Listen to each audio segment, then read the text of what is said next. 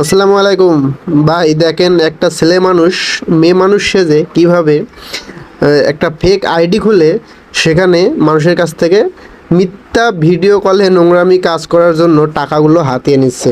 তো আপনারা সাবধান থাকুন আর দেখুন কিভাবে তার নাম্বার নিয়ে তথ্যগুলো বের করি আমি। ও ভাইয়া, আমি রিয়েলমি। আমি কোনো ফেক আইডি চালাই না বা ফেক না। আমার আসলে কোনো প্রমাণ টমাণ দিয়ে কাজ করতে হয় না। তোমার যদি বিশ্বাস থাকে আমার প্রতি তাহলে কাজ করো, আর যদি বিশ্বাস না করতে পারো তাহলে বাদ দাও। এটা কিন্তু একটা রেকর্ডিং তার কাছে সবসময় থাকে।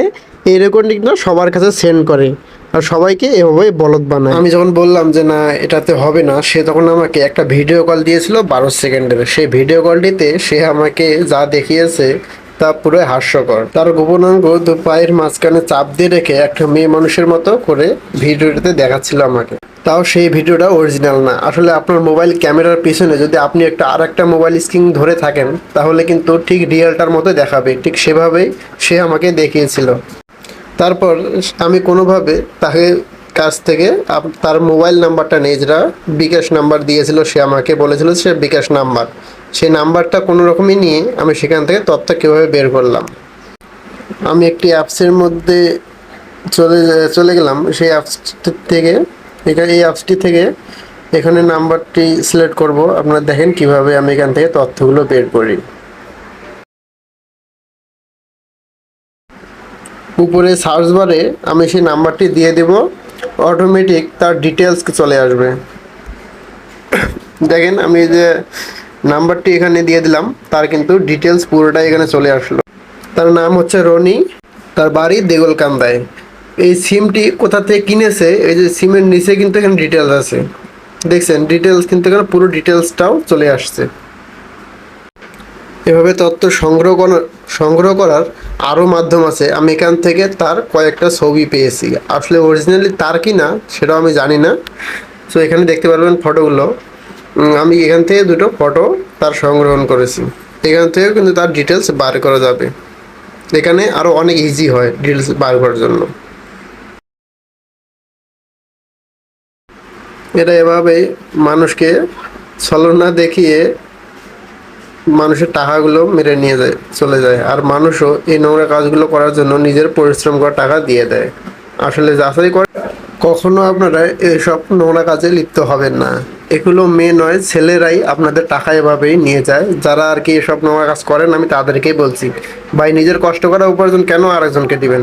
আর আপনি যখন টাকাটা দিয়ে দিবেন তখন কিন্তু এরা নিজে চায় আপনার যে নাম্বারটা আছে, আপনার এই যে প্রোফাইল, মেসেঞ্জার, এগুলো সবগুলো ব্লক করে দেবে। তখন কিন্তু আপনি কখনো খুঁজেও পাবেন না। তো পরে নিজের টাকা হারিয়ে কান্নাকাটি করবেন। আমি যখন তাকে বললাম যে এরকম বাটপারি কতদিন ধরে করেন, সে তখন আমারে বললে, আরে ভাই আমার এটা ভাইয়ের নাম্বার, ওর ভাইয়ের নাকি বিকাশ নাম্বার। মানে বাটপার দেখেন কত বড়।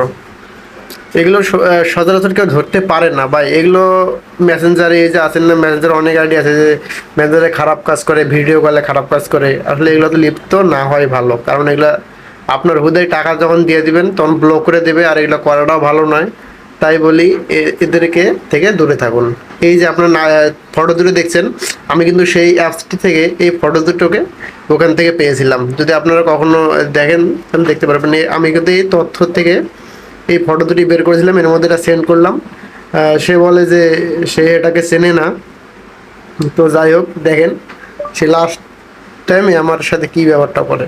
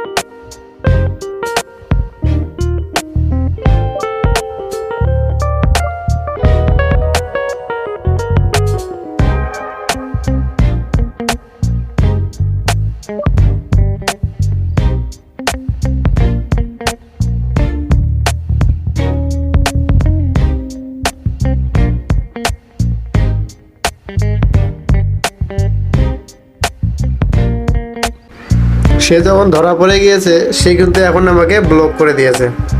দেখতে পাচ্ছেন, এভাবেই মানুষকে প্রতারিত করে এরা। এদের ছলনা থেকে, এদের এই যে ভিডিও রেকর্ডিং এগুলো থেকে দূরে থাকুন ভাই। খোদা হাফেজ।